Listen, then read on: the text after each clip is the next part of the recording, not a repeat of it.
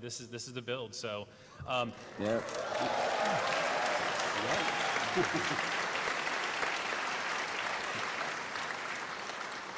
so this crowd is in for a real treat. We showed this at E3, but you guys are going to get the really the most detailed walkthrough of the map, the first detailed walkthrough of the map. So, you know, like Max said, when we started the project, there was a huge number of decisions that we had to make. You know, we sat down with Max. We really went over the things that worked, the things that didn't work, kind of his wish list items, those types of things. Really, the first thing was the hardest decision was what 6 maps. And as you can see, Ascension here made the cut, obviously. So what I'd like to do is just kind of walk through a map a little bit. So first of all, you guys will notice the updated visuals. Now, I'm going to talk to the visuals just for a little bit as it relates to design, and then we'll kind of get into some of the wish list items and some of the other stuff that kind of was the results of the feedback that we got from talking with Max, as well as just all the research and everything that we do, listen to the community and listen to the fans. Obviously, you know, with the Xbox One, oh, sorry, thank you. With the Xbox One, we're able to do an incredible amount of visual fidelity, but there's a challenge there. We found very quickly early on in the project that we're sitting here, we're making the map super sexy, we're really pimping them out, but what happens is you start to get a lot of visual noise. And some of our basic kind of really design goals are that any change cannot affect gameplay. So that even goes for visuals. The things that visuals can do is they can really start to muddy really the gameplay. And well, how does that happen? Well, target acquisition. Just a lot of noise and level. People not knowing paths, those types of things. So you know that was a big challenge we really tackled head on. So let me kind of point out some of the key visuals here. And a lot of it really deals with we wanted to just immerse you even more in the levels. You can see here. So what our artists did here, obviously we have a beautiful skybox with the halo ring rotating around it. They basically created a halo ring that's to scale in game. And that's what you're seeing right now. It's pretty fantastic. Can you drop down there and run around? Yeah. So Show us, prove it. Totally do that. What I can do is give you guys a much better view of it, just to kind of give you a fantastic view Jump of on just the how ledge, much Mertz, work to see how good you are. How much work went into this. So we're over here about a leap of faith. Oh, I'll jump. Okay, I'll jump. Nice. And you just don't really realize just how incredible the visuals are until you. Oh. So.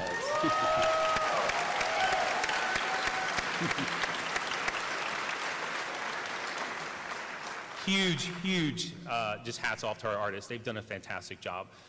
So obviously there's a lot of other things you guys can see, and I'll move through this pretty quickly. Just incredibly detailed terrain, natural features. The Forerunner structures are just gorgeous, just absolutely gorgeous. So let's move on to the gameplay stuff a little bit. You know, when we got together and we talked to Max, you know, there were a couple things at a high level that we wanted to do with the maps. There's a lot of skill that's involved. There's a really nice skill gap in Halo 2. And people love to know the trick jumps, to know these different paths, to do this type of stuff. So what we really tried to make sure was that we maintained those. That was really important, that we maintain all the skill jumps from in the original maps. In addition, we wanted to add more. So you know, all your classic skill jumps and those types of things will be in the map, including some additional skill jumps. Now this is a pretty standard one. And then just really small things, because really the most important thing here is that every single change, no matter how small, has got to add to the gameplay. It has absolutely got to add to the gameplay. Every single thing that we did to the game had to be a home run. Anything that was 50-50, anything that was kind of like, meh, no, cut.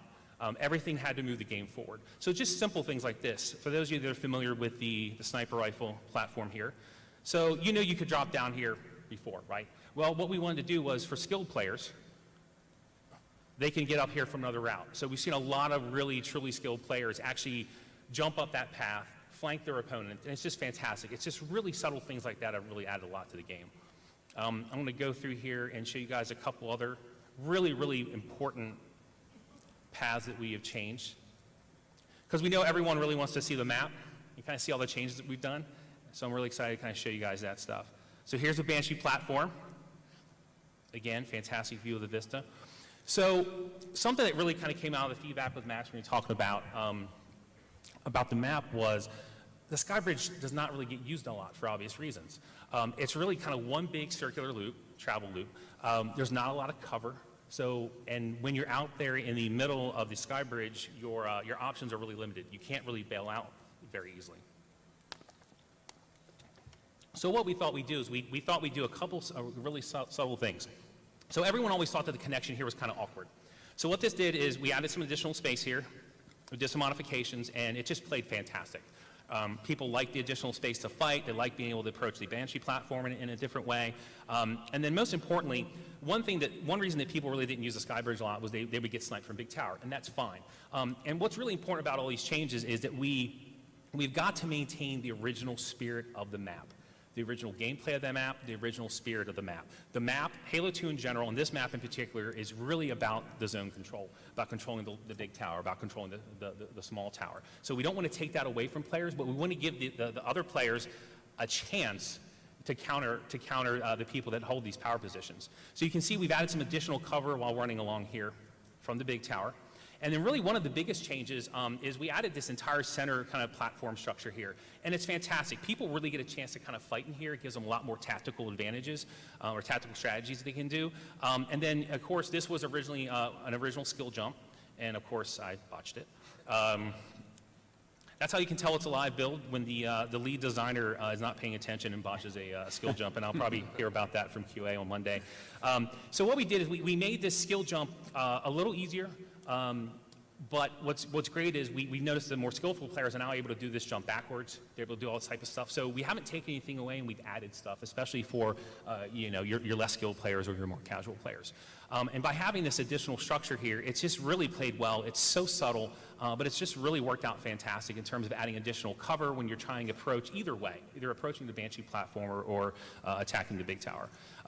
There's a lot of other changes that we did.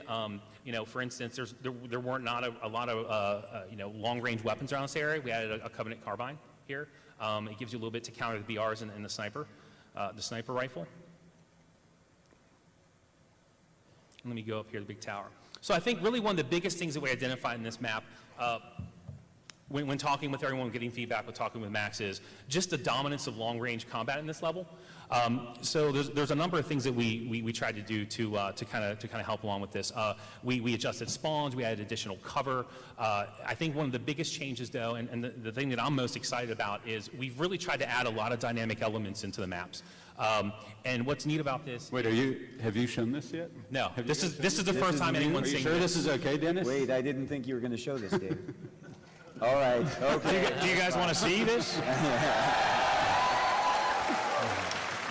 I didn't know we were showing this either, but there goes. We can't pull back now. No, now we're showing it. We're showing it now.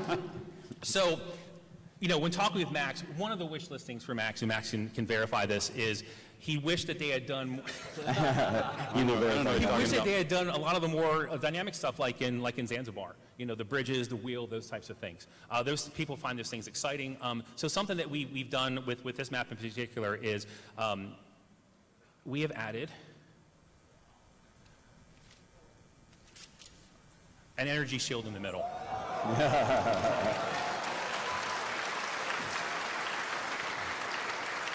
Throw a grenade. So not only is it gorgeous, it blocks gunfire, it blocks projectiles, and what's really fantastic about this is, well, when you get into kind of Koth in the middle of this map, it gets insane. I mean, it's like Thunderdome inside there. But what's really important about this is there are three control panels around the map.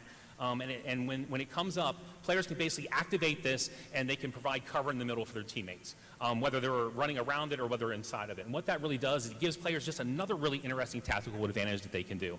And it's just been fantastic to watch people hit the shield and then assault the big tower, assault the small tower.